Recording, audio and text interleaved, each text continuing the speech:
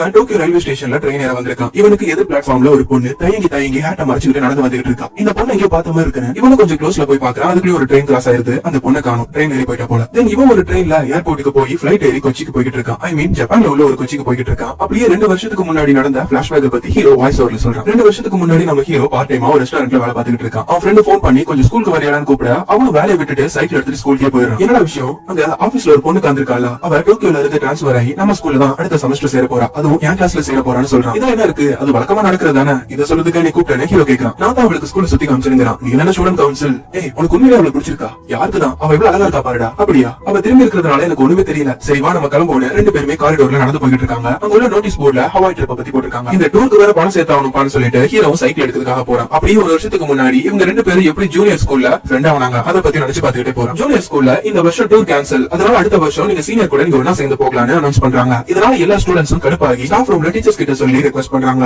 அடுத்த நாள் அசம்பிளில tour cancel ஆன விஷயத்தை பத்தி உங்க பேரண்ட்ஸ் கிட்ட சொல்லிட்டோம், அவங்க ஒத்துக்கிட்டாங்க. அதனால இந்த டைம் யூஸ் பண்ணிக்கிட்டு எக்ஸாம்க்கு ப்ரிப்பேர் பண்ணுங்கன்னு ஒரு சார் சொல்றாரு. இதுல யாருக்காவது சாட்டிஸ்பாக்சன் இல்லனா கை தூக்குன்னு சொல்ல ஹீரோ மட்டும் தான் தூக்குறான். தென் எல்லா ஸ்டூடெண்ட்ஸும் வேற ஒரு சைடு பாக்குறாங்க. யார் அதுன்னு பார்த்தா ஹீரோவுடைய ஃப்ரெண்ட் கை தூக்கி நின்னுட்டு இருக்கான். ஸ்கூல் முடிஞ்சதுக்கு அப்புறம் நீங்க 2 பேர் மட்டும் ஆர்ட்ஸ் ரூமுக்கு போங்கன்னு சொல்லிட்டு அந்த அசம்பிளியை முடிக்கிறாங்க. ஃபர்ஸ்ட் ஹீரோ மட்டும் தான் அந்த கிளாஸ்க்கு போறா, உள்ள யாருமே இல்ல. உன்னோட ஒபினியன் என்னன்னு இந்த பேப்பர்ல எழுதுன்னு போர்டுல எழுதி போட்டிருக்காங்க. ஹீரோ எழுதுறான், டூர் கேன்சல் ஆனது டீச்சர்ஸ்க்கும் பேரண்ட்ஸ்க்கும் சந்தோஷமா இருக்கலாம், எங்களுக்கு கிடையாதுன்னு. அடுத்து ஹீரோவுடைய ஃப்ரெண்ட் உள்ள வந்து பேப்பர் எடுத்து எழுதிட்டு இருக்கான். அவன் என்ன எழுதிட்டு இருக்கான்னு ஹீரோ பக்கத்துல வந்து பாக்குறான். டாப்ல யூட்டாக்கான அவன் பேர் எழுதிருக்கு. எந்தவித காரணமே இல்லாம இந்த டூரை நீங்க கேன்சல் பண்ணிட்டீங்க, ஆனா நான் 10-20 வருஷம் கழிச்சும் இந்த ஸ்கூல் எடுத்த டெசிஷன் ராங்கா யோசி பண்ணி எழுதிருக்கான். இப்படிதான் யூட்டாக்காவும் டாக்கும் இந்த இடத்துல ஃப்ரெண்ட்ஸ் ஆயிருக்காங்க. ஹீரோ சைக்கிள் எடுத்துக்கிட்டு என்ட்ரன்ஸ்க்கு வரான். ஹீரோவுடைய ஃப்ரெண்டும் இவங்க பார்த்து அந்த பொண்ணு கூட நின்னுட்டு இருக்கான். அவ தான் இந்த படத்துடைய ஹீரோயின். இவ பேரு ரிகாகோன்னு ஹீரோவுடைய ஃப்ரெண்ட் ஹீரோ கிட்ட இன்ட்ரோடியூஸ் பண்றான். ஆனா ஹீரோயின் ஹீரோவை கண்டுக்காம ஹீரோவுடைய ஃப்ரெண்ட் கிட்ட மட்டும் பாய் சொல்லிட்டு கிளம்பி போயிடுறான். இவங்க 2 பேரும் பேசிக்கிட்டே நடந்து போயிட்டு இருக்கும்போது சடனா ஹீரோவுடைய ஃப்ரெண்ட் ஸ்டாப் ஆயிடுறான். என்னடாச்சு, இல்ல அவ எதுக்கு டிரான்ஸ்பர் ஆகி இந்த ஊருக்கு வந்திருக்கா, இதுக்குதான் என்ன கூப்பிட்டு நினைச்சுக்கிட்டு ஒருவேளை அவங்க அப்பாவுக்கு டிரான்ஸ்பர் வந்திருக்கான்னு ஹீரோ சொல்றான். தென் ஹீரோவுடைய ஃப்ரெண்டும் சரி பாப்போம்னு சொல்லிட்டு போயிடும். இவனுக்கு அந்த பொண்ணு ரொம்ப பிடிச்சிச்சு போல அப்படின்னு நினைச்சுக்கிட்டு ஹீரோ சைக்கிள் எடுத்துட்டு வீட்டுக்கு போறான். வீட்டுல எல்லாருமே டைனிங் டேபிள் உட்கார்ந்து சாப்பிட்டு இருக்கும்போது ஹீரோவுடைய அம்மா ஹீரோ கிட்ட டோக்கியோல இருந்து ஒரு பொண்ணு ஸ்கூலுக்கு சேர்ந்திருக்காலுமே, இது எப்படி உங்களுக்கு தெரியும்? மார்க்கெட்ல எல்லாருமே பேசிக்கிட்டாங்க. அவங்க ஃபேமிலிக்குள்ள என்னன்னு தெரியல, அவங்களுடைய அம்மா 2 பசங்களை மட்டும் தான் கூட்டிட்டு கொச்சிக்கு வந்திருக்காங்க.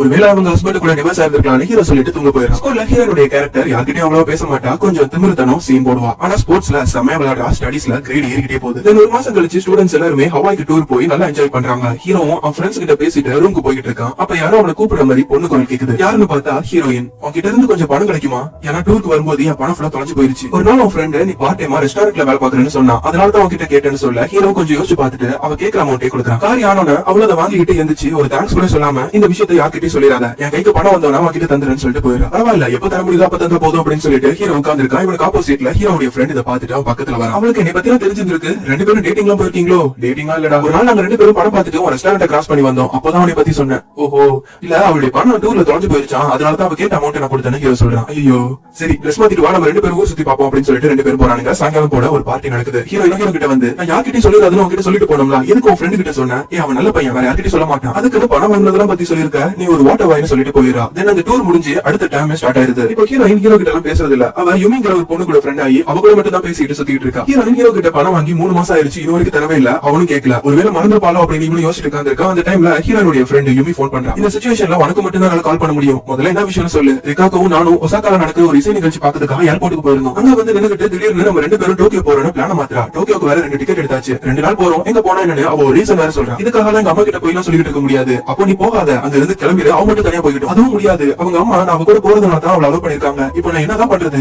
ஆமா நீ எதுக்கு என்கிட்ட இதெல்லாம் கேட்டுக்கிட்டு இருக்க, நீ கொடுத்த காசை வச்சுதான் அவ டிக்கெட் வாங்கிட்டு இருக்காளாம், அவ உன் ஃப்ரெண்ட் தானே, அவளை கன்வின்ஸ் பண்ண முடியாதா, பிளீஸ் கொஞ்சம் ஏர்போர்ட்டுக்கு வாங்க அப்படின்னு அவ ஹீரோவை கூப்பிடுறான். என் காசை வச்சு டிக்கெட் வாங்கி இருக்கா பாரு அப்படின்னு ஹீரோ கடுப்புல ஏர்போர்ட்டுக்கு போய் இவங்க கிட்ட அவ எங்கன்னு கேட்கறான். அவன் மேல ரொம்ப கோவப்படாத, அவங்க அப்பாவை பாக்கிறதுக்காக தான் டோக்கியோ போலான்னு இருக்கா, அவங்க அம்மாக்கு தெரிஞ்சா விட்டுக்க மாட்டாங்கன்னு தான் பிளான் பண்ணி என்னை கூட்டிட்டு போலான்னு இருக்கா. ஹீரோ அங்க வந்து யுமி கிட்ட நீ இவனுக்கு கால் பண்ணி கூப்பிட்டியான்னு கேட்கறா. இல்லப்பா இந்த ட்ரிப் விஷயத்துல பொய் சொல்ல வேணாம் தான் இவனுக்கு கால் பண்ணி கூப்பிட்டுங்கிறா. யுமி முதல்ல உன் வீட்டுக்கு கால் பண்ணி எனக்கு உடம்பு சரியில்லை, என்னால போக முடியாதுன்னு ஒரு சின்னதா ஒரு பொய் சொல்லிட்டு உன் வீட்டுக்கு போன ஹீரோ சொல்றான். வந்து காரியத்தை கெடுத்து விட்டான் பாரு அப்படின்னு நினைச்சுக்கிட்டு ஹீரோயினும் உம்முன்னு அமைதியா காந்திருக்கா. நான் வேணா அவளுக்கு பதிலா அவன் கூட துணைக்கு வரவான்னு ஹீரோ கேட்கறான். உண்மையாவா சொல்ற? உண்மையாதான் சொல்றேங்கிறான். தென் இவங்க 2 பேருமே பிளைட் ஏறி டோக்கியோக்கே போயிடறாங்க. நீ உங்க வீட்டுக்கு போனதுக்கு அப்புறம் நீ அங்க தங்கிக்குவ, நான் இங்க தங்குவேன், அதனால எனக்கு ஒரு ரூம் மட்டும் புக் பண்ணி தந்துறேன் அப்படின்னு ஹீரோயின் கிட்ட கேட்கறான். அவன் பண்ணிடலாமே, அதோட நீ கொடுத்த காசை எங்க அப்பா கிட்ட இருந்து வாங்கி தந்துறேன் அப்படின்னு சொல்லிட்டு ஹீரோயினுடைய வீட்டுக்கு போறாங்க. ஹீரோயின் அவங்க அப்பாவை மீட் பண்றா. இப்போ இவங்க 2 பேருமே ஹாப்பி. ஆமா நீ எப்படி இங்க வந்தேன்னு அவர் கேட்கறாரு. நான் என் பாய் ஃப்ரெண்ட் கூட தான் வந்தேன்னு ஹீரோயின் ஹீரோவை இன்ட்ரோடியூஸ் பண்றா. ஹீரோனுடைய அப்பாவும் ஹீரோவை வரண்டால வெயிட் பண்ண சொல்லிட்டு ஹீரோயினை மட்டும் மேல ரூமுக்கு கூட்டிட்டு போறாரு. இவங்க 2 பேரும் உள்ள போனதுக்கு அப்புறம் அந்த வீட்ல இருந்து ஒரு லேடி வெளியே போறாங்க. இதை நம்ம ஹீரோ பாத்துட்டு இருக்கான். தென் ஹீரோனுடைய அப்பா ஹீரோ கிட்ட வந்து நைட் ஸ்டே பண்ணதுக்காக ஹோட்டல்ல ரூம் புக் பண்ணிட்டேன், அதோட என் பொண்ணு வாங்கின காசு இருந்தாங்கன்னு ஹீரோ கிட்ட கொடுக்குறாரு. ஹீரோ ஹோட்டல் ரூமுக்கு போய் அவங்க அம்மா அப்பாக்கு போன் பண்ணி நான் டோக்கியோல இருக்குன்னு சொல்லிட்டு இருக்கான். அந்த சமயத்துல யாரோ வேகமா கதவை தட்டுறாங்க. யாரும் ஓபன் பண்ணி பார்த்தா ஹீரோயின் அழுதுகிட்டு உள்ள வரா. நானும் நைட் இங்கே ஸ்டே பண்ணிக்கிறேன், அதுக்கும் சேர்த்து எங்க அப்பா பே பண்ணிட்டாங்க, ஏதாவது ட்ரிங்க்ஸ் இருந்தா கூட அப்படின்னு ஹீரோ கிட்ட கேட்க ஹீரோவும் நீ குடிப்பியான்னு கேட்கறான். இதான் ஃபர்ஸ்ட் டைம் சொல்ல ஹீரோ ஃப்ரிட்ஜ் ஓபன் பண்ணி பாக்குறான். உள்ள ட்ரிங்க்ஸ் இருக்கு. ஊத்தி கொடுத்தவன ஹீரோயினும் ஒவ்வொன்னா போதையில சொல்றா. என் ரூமுக்கு போனா அங்க எல்லாமே மாறி கிடக்குது. இவ்வளவு நாளா எங்க அம்மா மேலதான் தப்பு நினைச்சுக்கிட்டு இருந்தேன். இப்போதான் எனக்கு எல்லாமே புரிஞ்சிருச்சு. எங்க அப்பா அவருடைய கேர்ள் ஃபிரெண்ட் கூட ஜாலியா இருக்காரு. என்னதான் ஒரு வசதியா இருந்தாலும் எங்க மேல பாசம் இல்லைன்னு சொல்லிட்டு அவ போதையிலே படுத்து தூங்கிடுறா. ஹீரோவும் அவளுக்கு பெட்ஷீட்டால போத்தி விட்டுட்டு அவன் பாத்ரூம்ல உள்ள பாத் டப்ல தூங்க ட்ரை பண்றான். தூக்கமே வரல. அப்படியே காலையில விடிஞ்சிருது. ஹீரோவும் கொஞ்ச நேரம் தான் அசந்து தூங்கிருப்பான். அதுக்குள்ளயும் ஹீரோயின் கதவை தட்டி இன்னைக்கு என் ஸ்கூல் ஃப்ரெண்ட பார்க்க போறேன், அதனால கொஞ்சம் ரூம் விட்டு வெளியே போய் நான் குளிச்சிட்டு ட்ரெஸ் சேஞ்ச் பண்ண சொல்றான். ஹீரோ தூக்க கலைப்போட லைட்டா ஊர் சுத்தி பார்த்துட்டு மறுபடியும் ரூமுக்கு வரா. ஹீரோயினும் ட்ரெஸ் சேஞ்ச் பண்ணிட்டு வெளியே வரா. அவகிட்ட சாவி வாங்கிட்டு ரூம்லயே படுத்து தூங்கிட்டு இருக்கான். அப்போ அவனை டிஸ்டர்ப் பண்ற மாதிரி ஒரு போன் கால் வருது. பண்றது ஹீரோயின் தான். நான் இங்க பக்கத்துல உள்ள ஒரு ரெஸ்டாரண்ட்ல தான் இருக்கேன், கொஞ்சம் வாய் என்ன அவ கூப்பிடுறா. ஹீரோ போறான். பார்த்தா அவன் சொன்ன ஸ்கூல் ஃப்ரெண்ட் ஒரு பையன். ஹீரோயின் ஹீரோவை பத்தி அவங்க கிட்ட இன்ட்ரோடியூஸ் பண்றா. தென் ஹீரோவை ஜோக்கர் மாதிரி கார வச்சுட்டு இவங்க ரெண்டு பேரும் மட்டும் தான் பேசிட்டு இருக்காங்க. ஹீரோ கடுப்பாயி ஏய் நீங்க ரெண்டு பேரும் பேசுறது எனக்கு போரிங்கா இருக்குன்னு ஓப்பனாவே சொல்லிட்டு திரும்ப ஹோட்டலுக்கே போய் ரூம்ல படுத்துறான். கொஞ்ச நேரத்துல ஹீரோயின் வரா. நீ சொன்னதுக்கு அப்புறம் தான் நாங்க ரெண்டு பேருமே போரிங்கான ஆள்னு புரிஞ்சிச்சு. இவ்வளவு நேரம் பேசணுமே அவன் கடைசி வரைக்கும் இப்போ நான் கொச்சில என்ன பண்றேன் என்ன படிக்கிறேன் எதுவுமே கேட்கல. அவன் ஒரு செல்ஃபிஷ் பாய், தேவையில்லாத ஃப்ரெண்ட்ஷிப் தான் நான் புரிஞ்சுக்கிட்டேன்னு சொல்றான். அடுத்து இவங்க ரெண்டு பேருமே ஃபிளைட் ஏறி கொச்சிக்கே போயிடுறாங்க. அடுத்த நாள் நம்ம ஹீரோடைய ஃப்ரெண்ட் மீட் பண்றான். ஹீரோடைய ஃப்ரெண்டும் நீயும் ரிகாக்கவும் டோக்கியோ போனீங்களான்னு கேக்குறான். ஆமா, இத பத்தி உனக்கு எப்படி தெரியும்? ஸ்கூல்ல எல்லாருமே பேசிக்கிட்டாங்க, ஏன் உனக்கு தெரியாதா? தெரியாது, இதான் உன்கிட்ட இருந்து எனக்கு பிடிச்சது.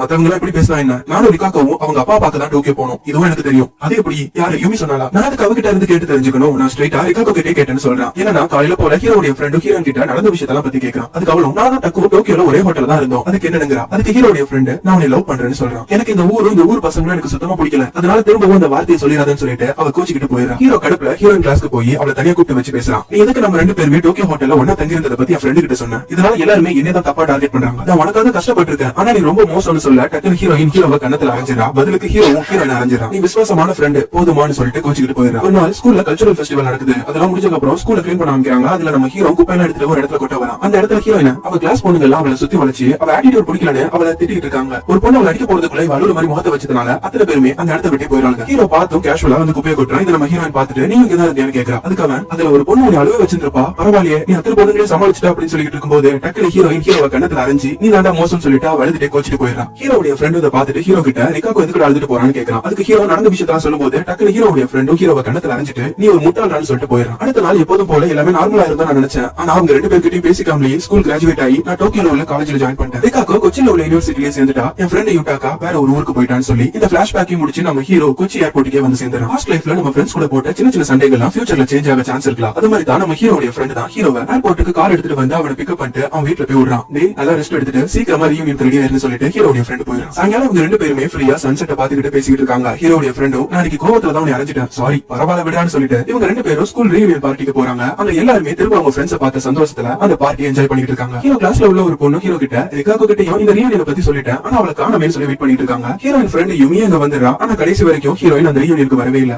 ஹீரோவும் அவன் ஃப்ரெண்ட்ஸ் ஒரு 5 பேரும் பேசிக்கிட்டு நடந்து போயிட்டு இருக்காங்க. அப்பதான் ஹீரோ யுமி கிட்ட ஒன்னு கேட்கறான், நீ ரிகாக்கோவை இடையில எப்பயாவது பாத்தியா? ஆமா பார்த்தேன், அவளும் ரீயூனியனுக்கு வருவான்னு நினைச்சா நான் ஏன் வரலன்னு தெரியல. எனக்கு இப்பதான் அவளுக்கு ஞாபகம் வருது, டோக்கியோல அவளுக்கு பிடிச்ச ஒரு ஆளை பார்க்க போறேன்னு சொன்னா, ஆனா அது யாருன்னு தெரியல. அவங்களுக்கு பாத் டப்ல தூங்க பிடிக்கும்னு சொன்னோன்னே ஹீரோடைய ஃப்ரெண்டும் அது ஹீரோன்னு புரிஞ்சுக்கிட்டு லைட்டா ஸ்மைல் பண்றான். அப்போ டோக்கியோ ரயில்வே ஸ்டேஷன்ல பார்த்தது கண்டிப்பா ஹீரோயின் தான் ஹீரோ புரிஞ்சுக்கிட்டு அவ கூட டைம் ஸ்பெண்ட் பண்ண டேஸ் எல்லாம் நினைச்சு பாக்குறான். ஒரு நாள் டோக்கியோ ரயில்வே ஸ்டேஷன்ல ஹீரோ மறுபடியும் எதிர் பிளாட்ஃபார்ம்ல ஹீரோயினை பாத்துறான். இதெல்லாம் அன்னைக்கு மாதிரி ஒரு ட்ரெயின் கிராஸ் ஆகுது. ஹீரோ வேகமா அந்த பிளாட்ஃபார்ம் ஓடி போய் ஹீரோயினை க்ளோஸ்ல பாத்துறான். தென் ஹீரோயினும் ஹீரோவை பார்த்து ஸ்மைல் பண்றா. இதுலயே அவங்களுடைய காதல் தெரியுது. இதோட தி ஓஷன் வேவ்ஸ்ங்கிற இந்த பாடத்தையும் முடிக்கிறாங்க. சோ இந்த வீடியோ